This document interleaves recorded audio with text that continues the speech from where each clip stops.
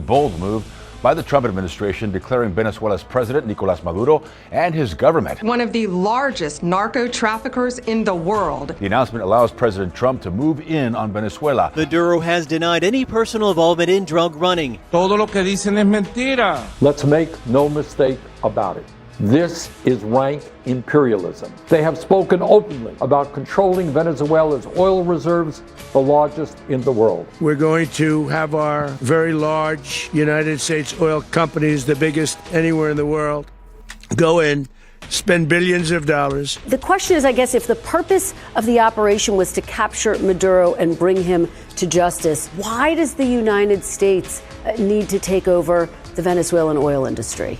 Is it about freedom or is it about oil? At the press conference today, President Trump seemed to indicate that both were a factor. Freedom, security, prosperity. Very importantly, the embargo on all Venezuelan oil remains in full effect. The president used the word oil 20 times in this press conference. You talked about these tremendous oil assets that Venezuela has. But the president's last envoy to Venezuela, Elliot Abrams, is publicly arguing that you know better than the policy you're backing. He said, quote, Venezuelan plutocrats or U.S. oil executives seem to be coming to Mar-a-Lago and whispering about how easy life would be if we just made a deal with the regime once Maduro was gone.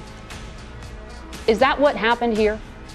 No, that's not what happened here. What happened here is that we arrested a narco trafficker. Now they are using the pretext that Venezuela is one of the main drug trafficking countries to send military forces. But we Venezuelans all understand in our hearts that they are not coming to stop drug smuggling. And the majority of American fentanyl overdoses and deaths come from Mexico. Those are the Mexican cartels that are killing Americans.